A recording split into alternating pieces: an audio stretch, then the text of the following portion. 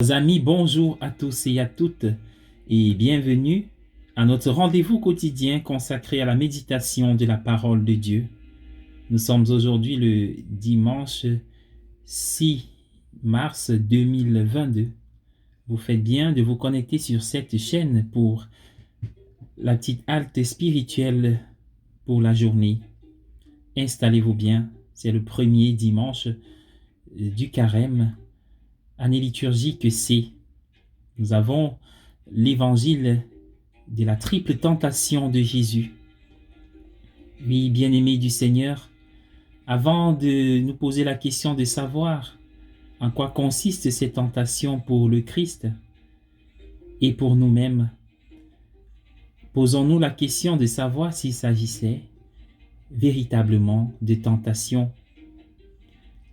En effet, peut-être s'agissait-il d'une mise en scène pour passer un message, puisque Jésus est Dieu et donc plus fort que l'ennemi, le tentateur. Mais nous pensons qu'il s'agissait de véritables tentations, car si Jésus est vrai Dieu, il est aussi vrai homme, c'est-à-dire doté d'une âme, d'un corps limité par l'espace déjà et le temps, mais aussi plein de désirs et de besoins. Alors, la signification des tentations dans le Nouveau Testament, c'est épreuve. Eh bien, Jésus a été véritablement tenté en tant que vrai homme.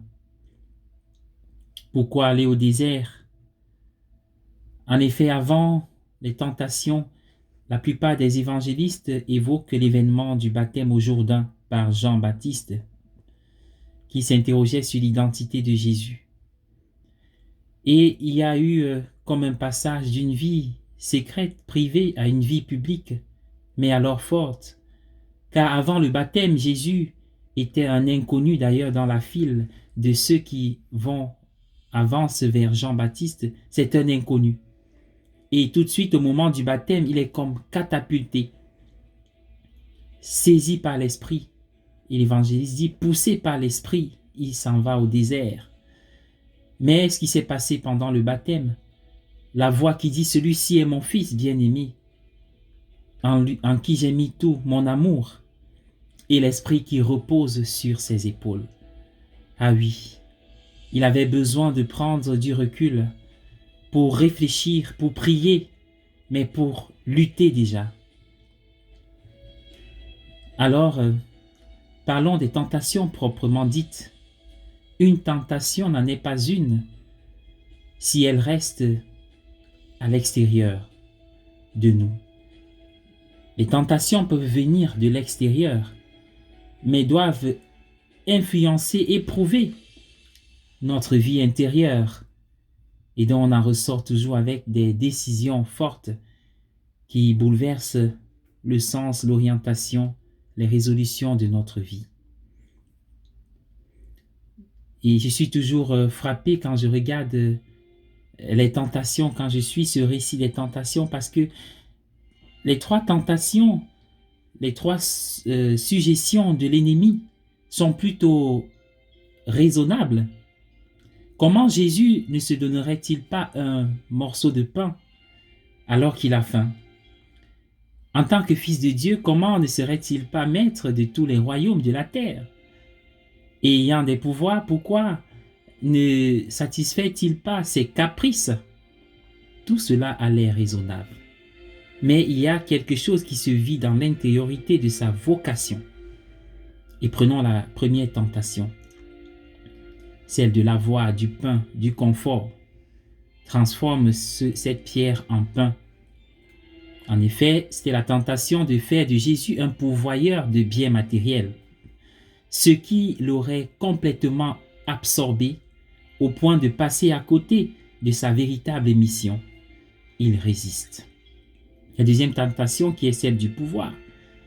Ah, le pouvoir, c'est une tentation subtile et très facile à rationaliser. D'ailleurs, tout genre de pouvoir fait l'affaire. Par exemple, se dire, si j'ai ce pouvoir, je serai capable de d'avoir des moyens pour faire plus de bien.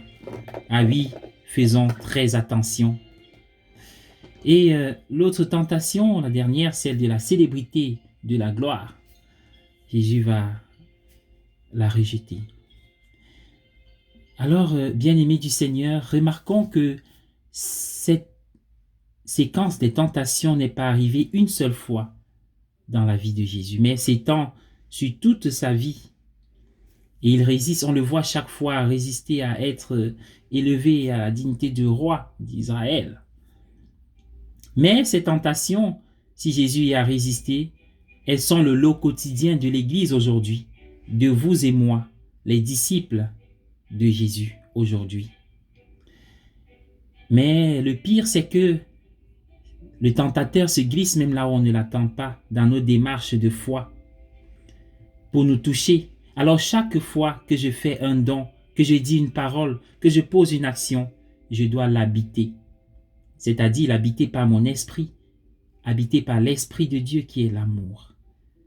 Sinon, la fin de mon action serait tout sauf la volonté de Dieu. Je nous invite à prier pour finir. Seigneur Dieu, je souhaite une seule chose par-dessus tout en ce début de carême. Je souhaite être guidé par ton esprit comme Jésus l'a été quand il allait au désert.